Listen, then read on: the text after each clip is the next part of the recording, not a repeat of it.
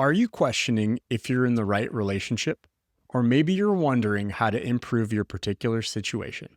My partner and I have been together for over 13 years, and in that time, we've battled long distance, fights with friends and family, compromises, sacrifices, and arguments. But today, we're stronger than ever. Here are three things I wished I learned sooner that would have saved me a lot of heartache, and you can start using them today. A lot of people say that teamwork makes the dream work, but hard work also makes the dream work. When me and my wife were younger, she got a promotion that required her to move far away from me, and we would have to do long distance. We talked to a lot of friends and family, and everyone thought it would be a bad idea. They said it would be too difficult, we would compromise too much, and it might lead to the end of our relationship. My wife and I have always been very career-oriented, and we never wanted to stand in each other's way when it came into opportunity. We always thought that no matter what would happen, we would be strong enough. So we decided to do long distance. And it was just as hard as everyone said it would be, but it was even harder. We consistently got into arguments, and we felt like we were sacrificing too much for the other person. It got so bad that we thought that it would be the end of our relationship. But at the end of the day, we came around and we decided to fight for our relationship.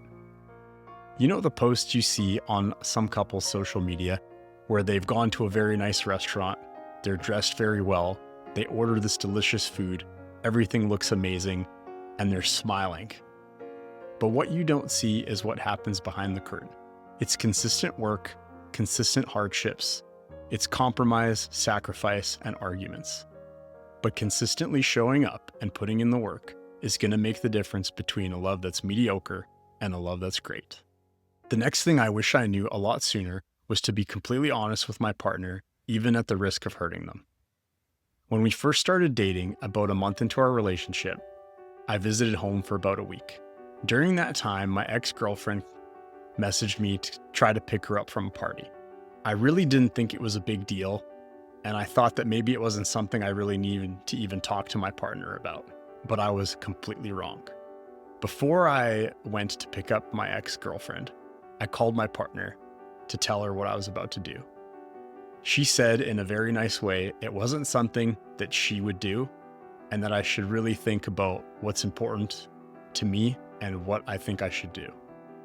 After reevaluating it, I thought to myself, I really don't want to make my partner uncomfortable. My past is my past for a reason, and this partner that I have right now could be my future. So I decided against it. So I learned a couple important things that day. One is we don't really know what our partner deems important or not important, so it's better to just be straight up with everything. Whether it's your dog peeing on your partner's favorite rug, you picking up your ex-partner from a party, or losing your job. It's better to just be honest and upfront and not to keep things away from them by omission. Give them the respect and the honesty that they deserve by telling them exactly what happened, and give them the chance to respond appropriately and give you good advice. Because a lot of times the right partner is going to be able to deal with whatever you tell them. They're going to brainstorm with you the best thing to do going forward, and they're going to be your teammate through life and help you solve any problem you're going to have. The third, and arguably most important thing I wish I knew when I was younger, is that you win and lose together as a team, and you have to set clear boundaries. When we were about to graduate, we had to decide whether we wanted to live in Canada or America. We had a great set of family on the Canadian side and the American side, and we sat down to have a discussion with them about what our lives might look like and what our day-to-day would look like. And with the help of our friends and family, we made a choice on where we would live. And after several years, we realized it wasn't exactly how we envisioned.